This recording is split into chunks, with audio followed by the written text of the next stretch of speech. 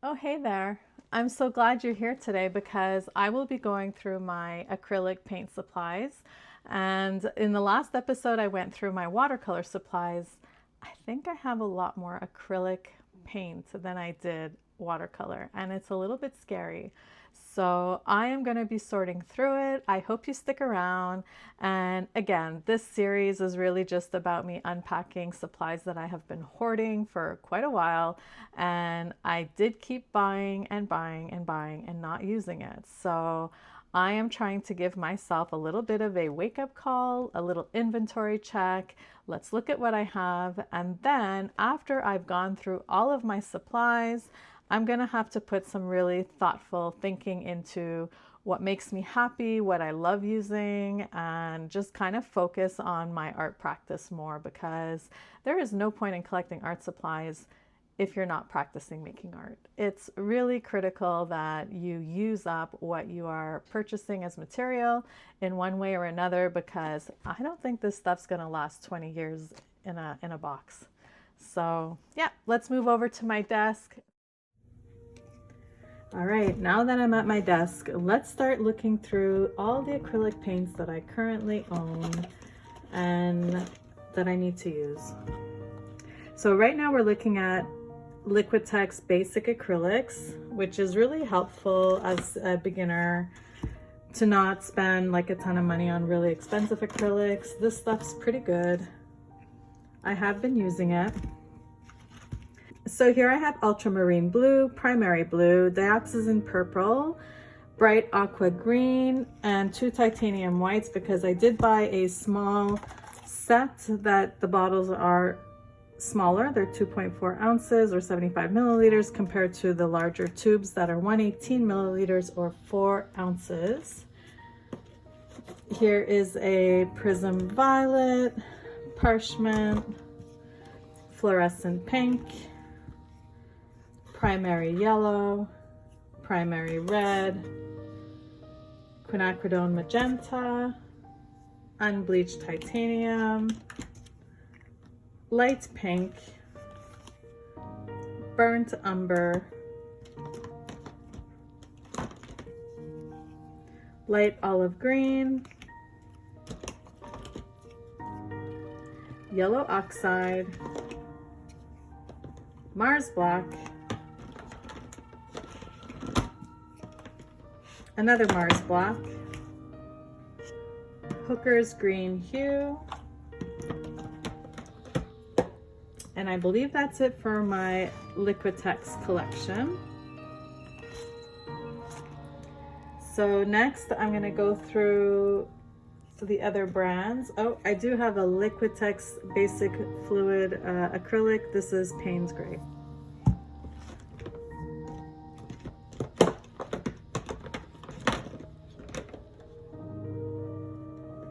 In Liquitex, I also have this cadmium-free yellow light.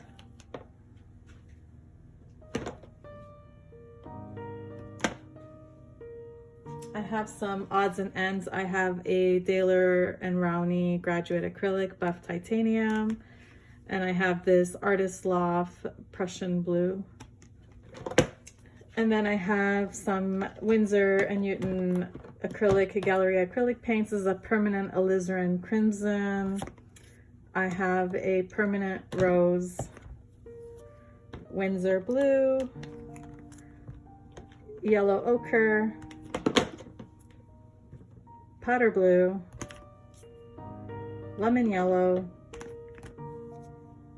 cerulean blue hue, cadmium red hue, and then I'm gonna take this off the table and bring the next batch of acrylic paints that I have. So just one moment. So next we have is some golden professional acrylics, green gold, ultramarine blue, primary cyan,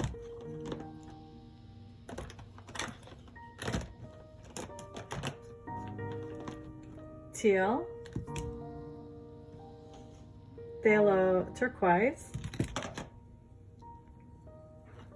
And then I have a few more Liquitex: cadmium free yellow light, cadmium free yellow medium, transparent mixing white, cadmium red light.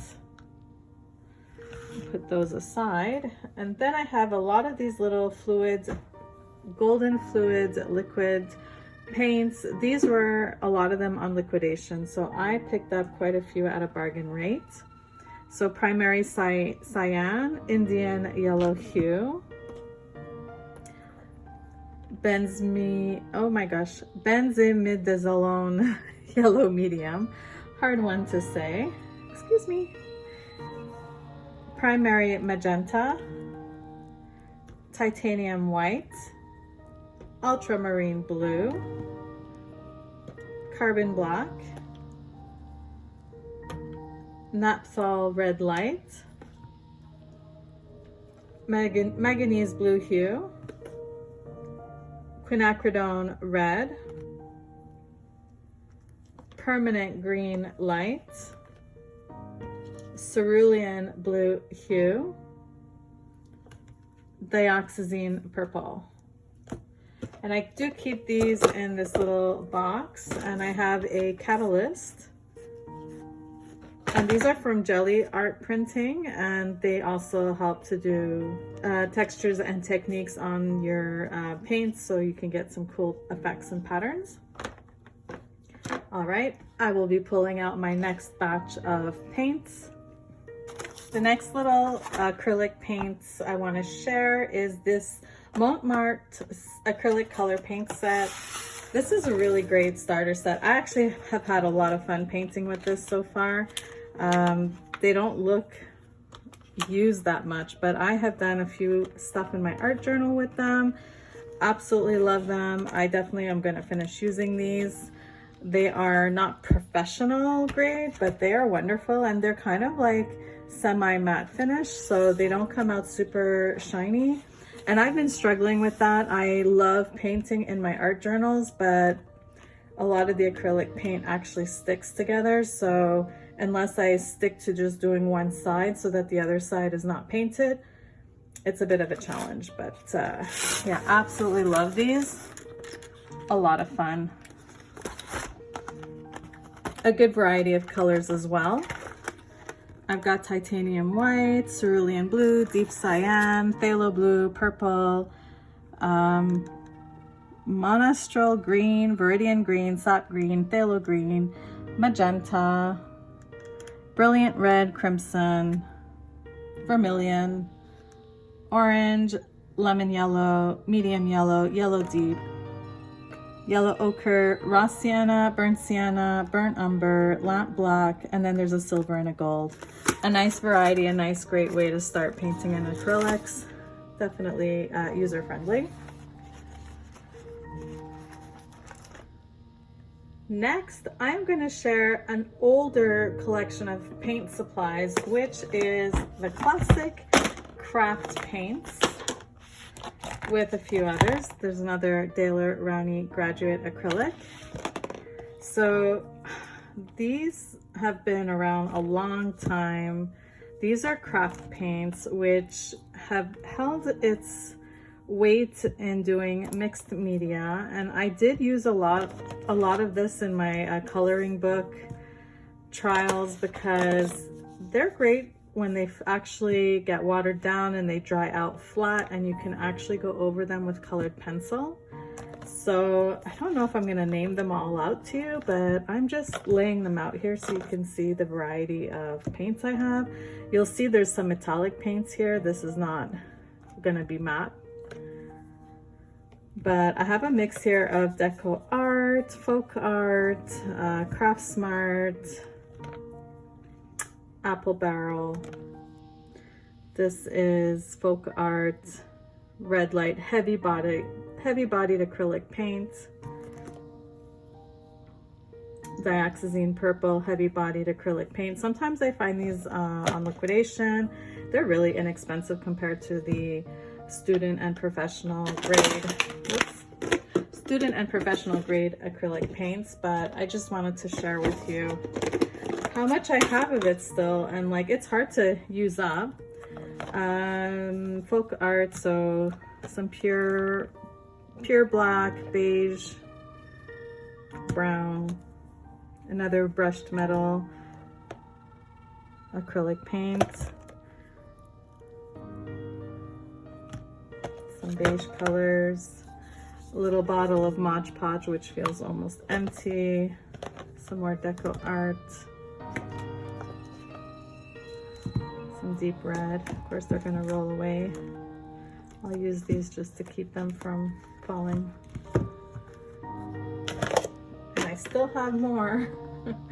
This was really where I started with acrylic paint, and then I decided to switch over to like better quality stuff. But it still does its purpose. A lot of times I will paint like a full background in a coloring book and then add coloring pencils to it. So it does have its purpose. And well, I will get into mixed media supplies. I also do jelly printing, and these are great for just creating colored papers that you can use in your art journaling and do like collage with them. So it's not a waste if you like doing mixed media. So again, just laying out the colors. If anything stands out to you, if you want me to come back later and really give you more information on these, feel free to leave me a comment.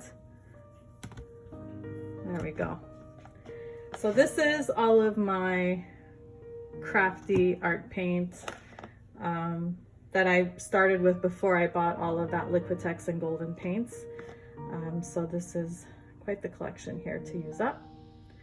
And then I have another brand of paint I'm gonna share with you. I'll be right back. So I put these all away, and I took the time to color coordinate sort of the browns and beige colors in one. I've got my purples and reds in another, and all of my like greens and blues in another case here. That's fun. That was helpful. Sorted those out. Next. Some additional acrylic paints I have are these Montmartre fluorescent acrylic paints. So they have some iridescent sheen to them. And so we have a green, a yellow, purple, magenta, red, pink, orange, and blue in the fluorescent colors. And I've made mixed media paper with this. It's really, really cool for mark making on papers that you want to use for collage after.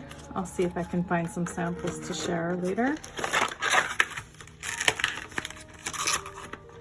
And then beloved acrylic paint pens. This is a earth skin tone, and this is a pastel colors. And I used a lot of these in my coloring books to sort of draw over the black lines, so to match the colors with the picture would be outlined in black, and you would like try to match it with the color so that you can get rid of the black line around it. Very practical. And of course, you can never have too many acrylic paint pens, so I do have a small collection of Posca pens, and definitely use these as well, similar to the other paint pens in my coloring books, and sometimes they need a very good shake. But yeah, I love these. I have some of different size nibs. So this is a PC3M nib versus this one, which is a 5M. You can see that one's much thicker than the other. And I don't have any teeny tiny one. Oh, I do have a 1M here. You can see it's much sharper here. 1M. Anything else? I think that's it.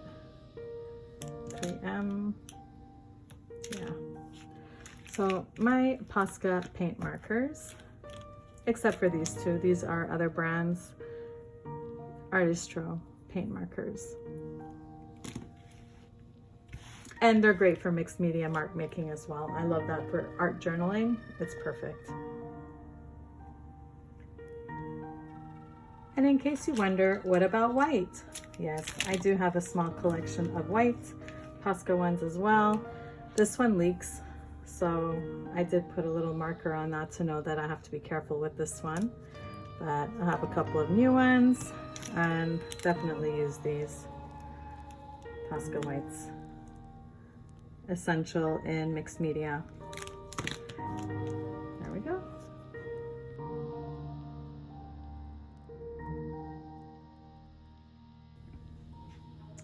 And of course, similar to watercolor brushes, I have a collection of paintbrushes that I dedicate to my acrylic paints, and those aren't all of them. I have a few more.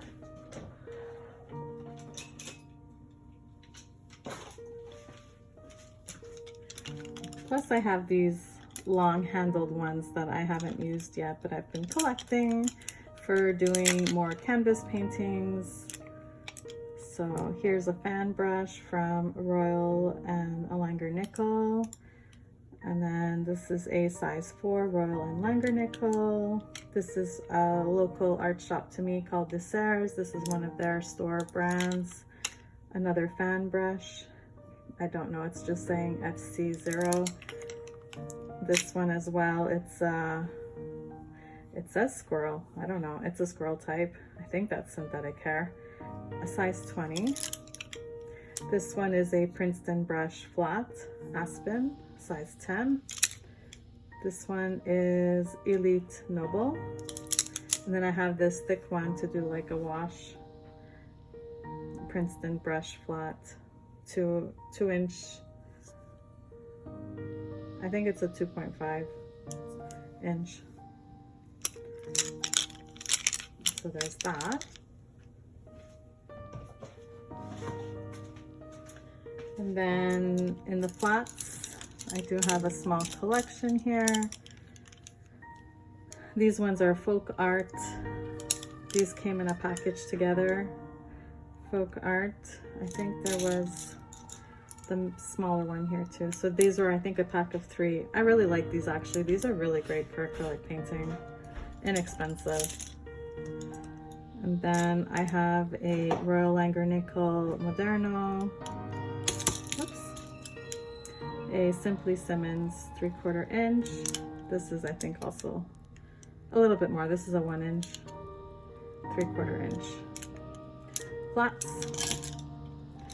And then this one here, it's got a bit of a rounded top, Royal Langer Nickel. And then I have a few more Simply Simmons. I really like the Simply Simmons.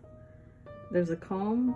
So the comb has, like, at the end, some spaces between the bristles to do like a streak effect. I use these for fur effects, which also is the same thing as this. You have like space between the bristles. And I have another one like that. So I have 3. Don't think I need any more. Also like a comb effect. A lot smaller for smaller details. This one's a Princeton mini detailer. So 3 specialty ones. So yeah, these are my Simply Simmons. This is a round brush and a filbert. Yeah, the rounded ones are filberts. And you know, acrylic brushes can be really inexpensive because acrylic paint's a little bit harsher on your brushes. So I often pick up packs. I have a lot of detailing ones. I can see here I don't need any more. Here's another fan brush, inexpensive. A toothbrush to do splatter effects. I haven't brushed my teeth with this, I promise. These little purple ones here, these are detail brushes. This one's frayed, but it really becomes a strong, it really becomes a straight line once it's wet. These are Micro Mini Creative Mark brushes. So these probably came in a package together. These are just very simple brushes to use, and I have used them. They're loved. I use them in my art journaling. Same thing as these. Find these often in like the kids craft paint brushes. This one's another, this one's a Robert Simmons Sapphire. Another small filbert. And here's yet another filbert. This is an Art Pro.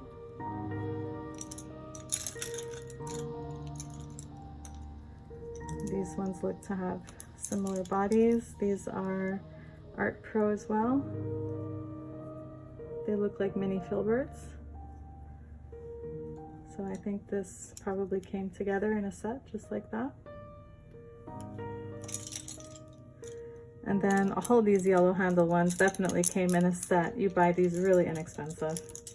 They're like detailing brushes though. If you like painting small, it's perfect for that. But yeah, a couple of flats and a couple of round tips. A long one here, a liner. Actually says detailer, round, liner. The names are written on there, flat. And a bright. I guess the square ones like that, similar to the flat. I think the bright is just shorter and the flats are longer. And then these silver ones, more Montmartre Gallery series. These are all flats, maybe a bright, two brights and a flat. Let's see, these are Zen Royal Langer Nickel. These are for detailing.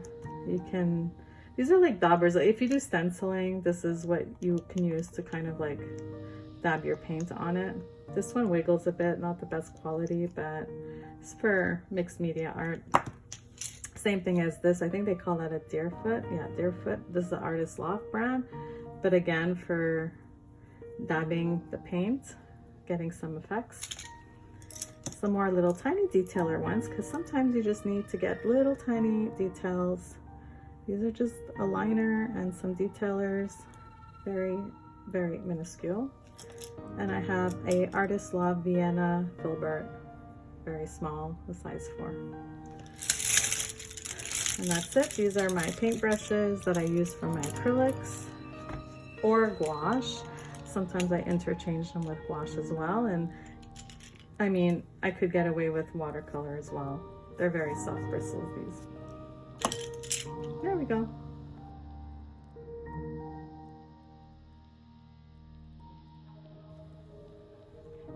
All right, so now I just want to show some of my art journaling that I've done with acrylic. So now I'm going to share with you some of the art journaling I've done with my acrylic paints.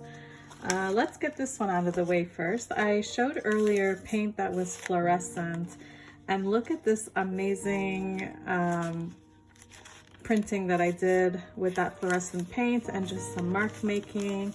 This is so fun to rip up and do collage with. I love the bright colors. I'm gonna have to do some more of these and show you guys how I go through that process. So much fun. And I used rice paper to do this. I really like how this turned out. We'll definitely have to do some of these together. Then I have a few other papers that I've used. The craft paint, again on rice paper, more mark making, ink, stamps, and paint, and then just kind of playing with the paints to make these textured papers. Here's another sample. There's this one.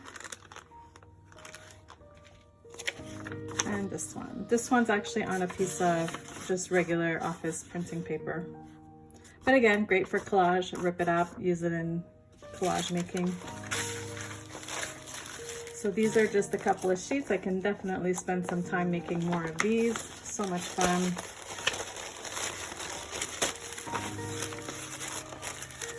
All right, next. Now I'll go through some of my pictures in a moment. I found these two sketchbooks. They are square format. This one is the Art Creations sketchbook, which is not bad for watercolor. Like, it takes wet medium to a certain extent, so you can't push it. And then this one is one I ordered on sale, I think on Amazon at Tumurada. I don't know if anyone's used it before, but it is supposed to be 100% cotton. So that'll be fun to experiment my watercolor journey on there.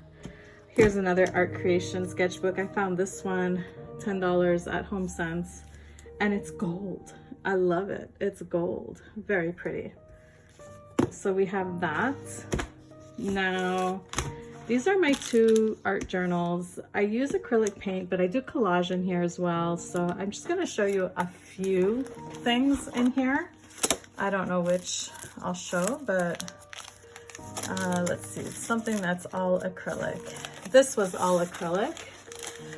These are acrylic animals that I found on Pinterest, and I used the inspiration. Well, it's probably very close to the actual image that I saw. I just thought they were adorable and they fit right into my art journal.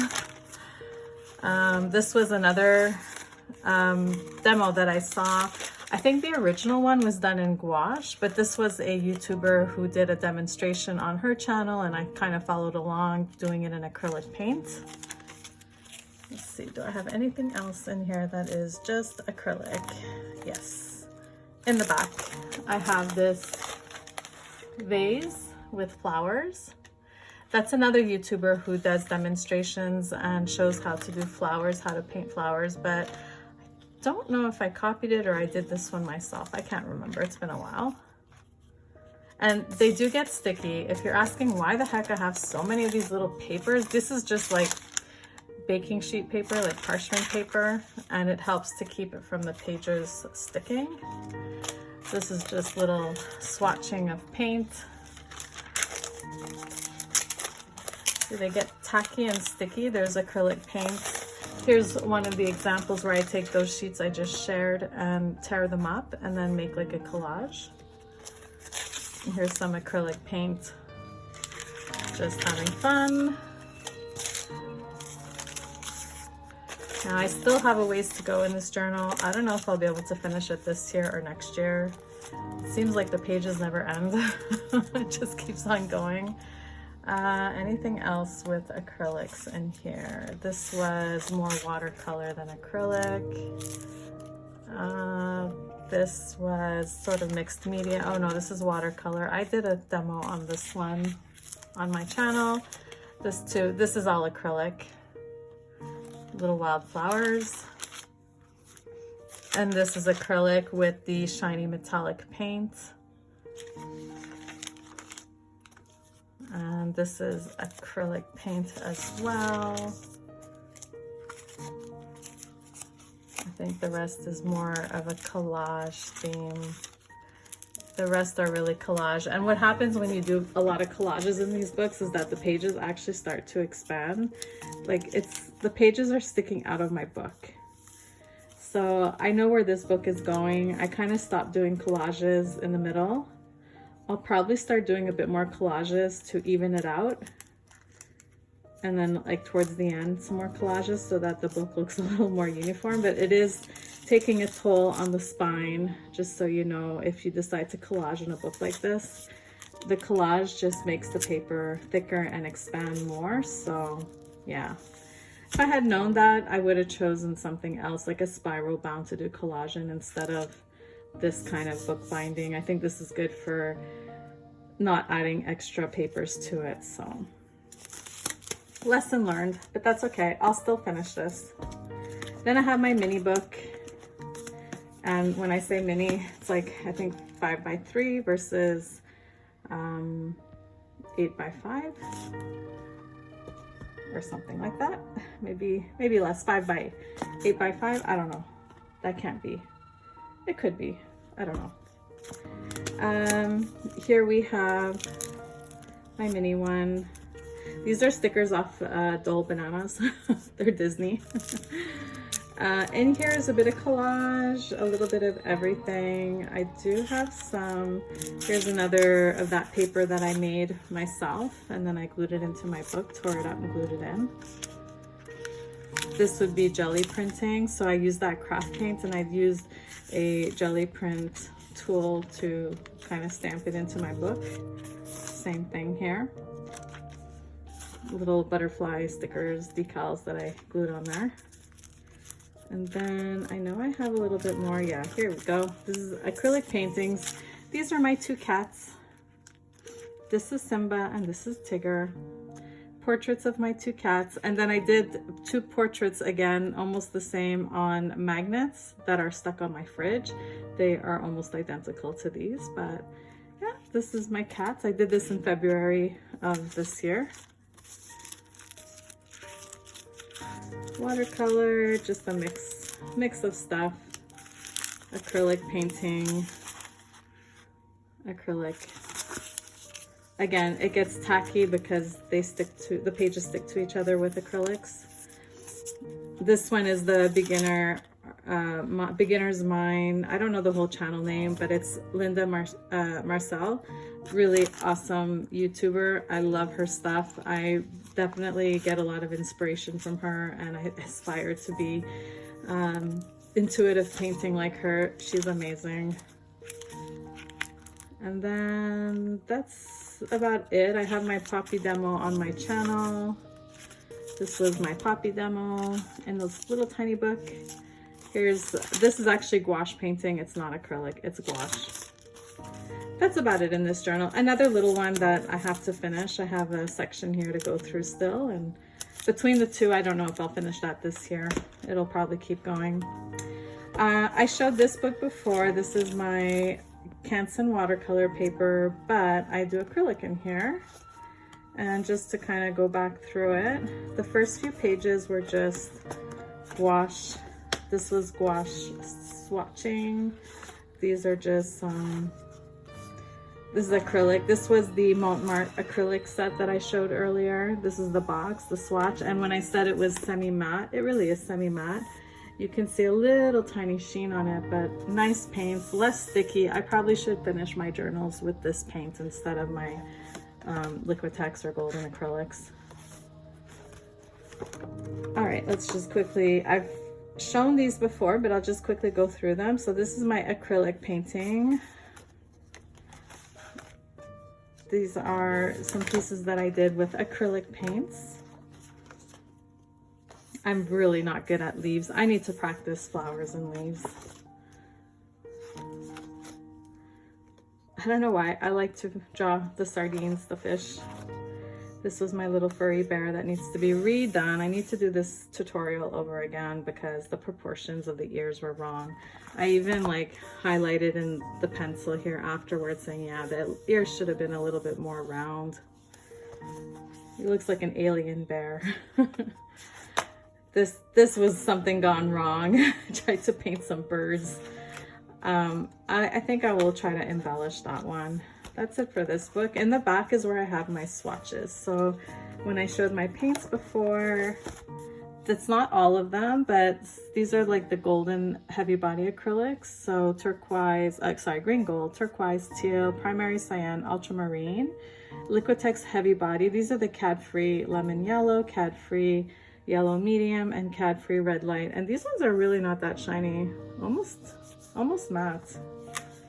And then these were the Winsor and Newton ones, cadmium red hue, powder blue, permanent, alizarin crimson, Winsor blue, yellow ochre, permanent rose, cerulean blue hue, and lemon yellow.